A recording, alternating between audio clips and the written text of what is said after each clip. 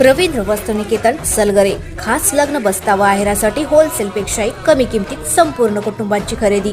कांजीवरम, बनारसी, जुल्ला Bangalore silk, Madurai silk, Calcutta cotton full व्हरायटीत उपलब्ध। सूट व इंडो शेरवानी, हळदीसाठी कुर्ता, सफारी, ब्रँडेड शर्ट, पॅन्टचे खास कलेक्शन।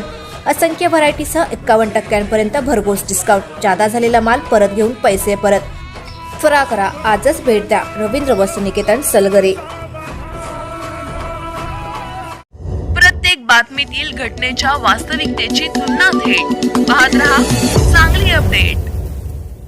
मी काही प्रमुख नेतेगण सांगली जिल्ह्याच्या लोकांच्या, काँग्रेस पक्षाच्या कार्यकर्त्यांच्या भावना घेऊन इथे मी व्यक्तिशः दोनदा आलेलो आहे। आज आम्ही सांगली जिल्ह्यातले प्रमुख नेते आज पहिल्यांदा इथे आलेलो आहोत आणि मुळात आम्ही अखिल भारतीय काँग्रेस पक्षाचे अध्यक्ष आदरणीय मल्लिकार्जुन खरगे साहेबांची आम्ही भेट घेतली।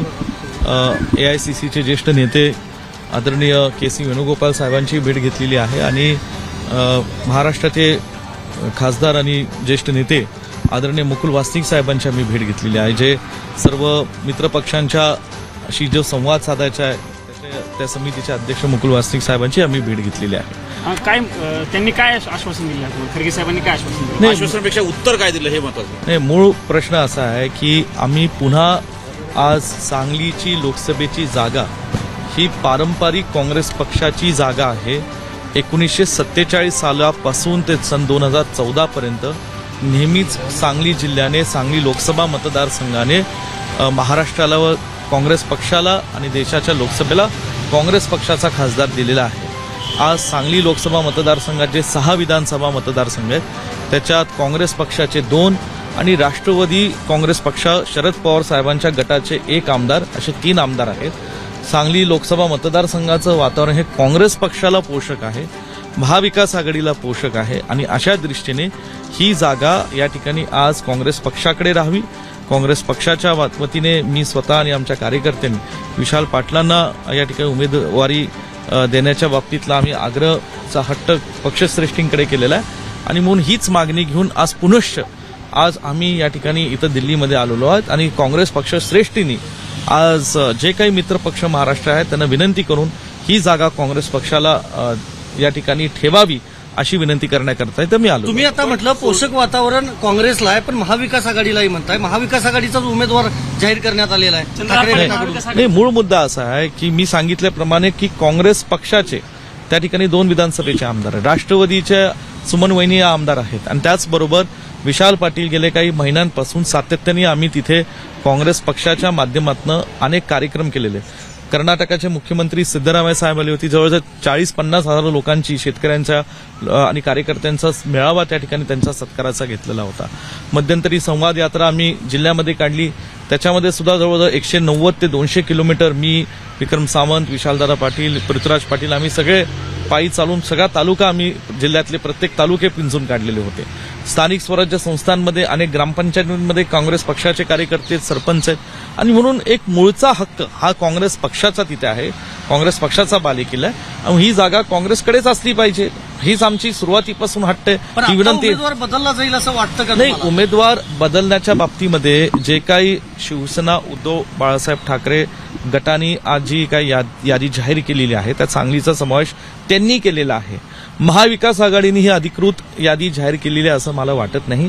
आज मला वाटतं राज्याचे ज्येष्ठ नेते आदरणीय बाळासाहेब थोरात साहेबांनी त्याच्यावर वक्तव्य केलेलं आहे, त्यांनी सुद्धा मनापासून त्यावर नाराजगी व्यक्त केलेली आहे, खंत व्यक्त केलेली आहे की सांगलीच्या जागेबाबतीमध्ये जेव्हा चर्चा चालू असताना ही जागा अशी एकतर्फे जाहीर करणं योग्य नाही, हे बाळासाहेब थोरात साहेबांनी आज वक्तव्य केलंय।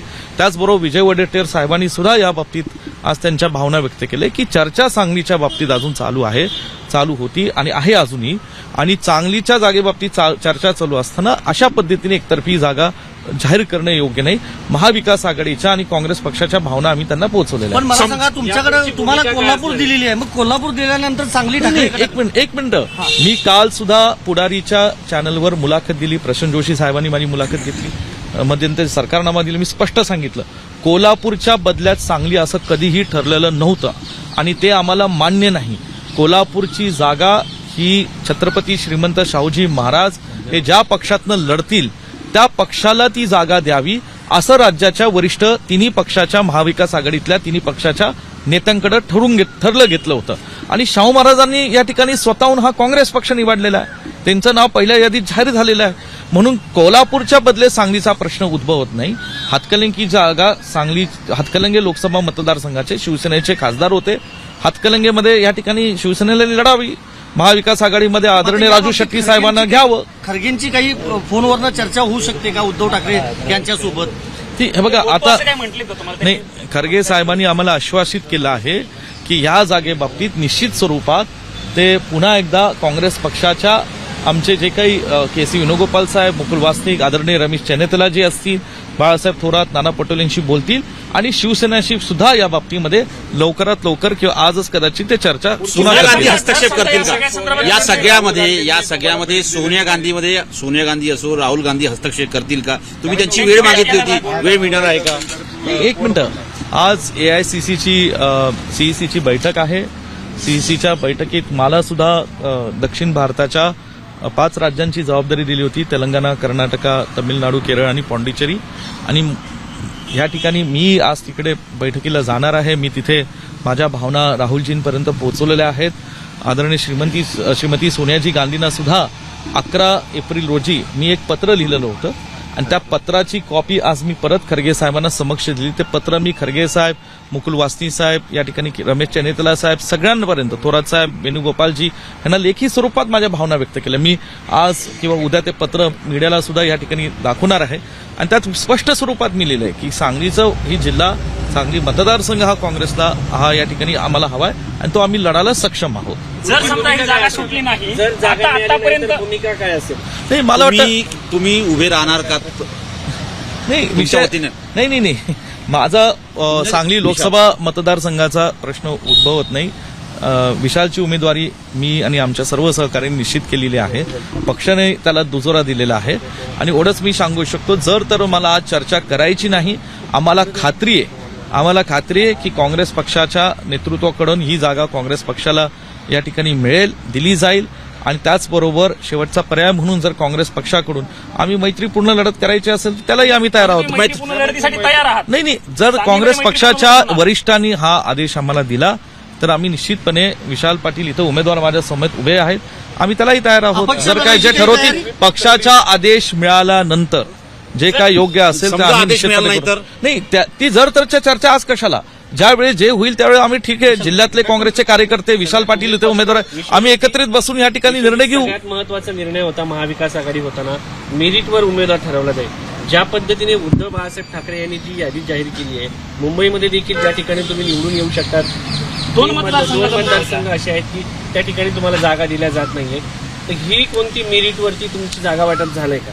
नाही, मला एक मिनिट, मला एवढंच बोलायचं आहे की आम्ही सांगलीच्या जागेसाठी इथं आलेलो आहोत आणि मूळ प्रश्न आहेत की महाराष्ट्रातल्या जागे वाटपाबाबतीत महाराष्ट्रातले शिवसेनेचे आणि राष्ट्रवादीचे नेतेगण एकत्र बसत होते गेल्या 2-2.5 महिन्यापासून. महाराष्ट्रातल्या इतर जागांबाबतीत त्यांचा जो काही निर्णय असेल त्याच्यातले जे काही बारकावे बघायचे असतील ते बघून त्यांनी निर्णय योग्य पद्धतीने घेतले असतील. तुम्ही वसंतदादा पाटील, यशवंतराव चव्हाण साहेब अशा सगळ्या मोठ्या नेत्यांपासून अगदी पतंगराव कदम साहेब आणि आता तुमच्यापर्यंतच्या कामाचा उल्लेख केला होता. या सगळा उल्लेख केल्यानंतरही काँग्रेस पक्ष बार्गेनिंग पॉवरमध्ये कमी पडतोय का? नाही, काँग्रेस पक्ष बार्गेनिंग पॉवरमध्ये कमी पडत नाही. मी पुन्हा एकदा सांगू इच्छितो, सांगलीची जागा काँग्रेस पक्षाने सोडलेली नाही आणि या बाबतीमध्ये आज तुम्ही थोरात साहेबांचं वक्तव्य ऐकलं, विजय वडेट्टीवारांचं वक्तव्य ऐकलं, नाना पटोले साहेब सुद्धा यावर वारंवार काँग्रेस पक्षाची ती जागा असं म्हणून सांगत आहेत आणि त्यासाठी मी आक्रमकपणे माझी भूमिका घेतलेली आहे.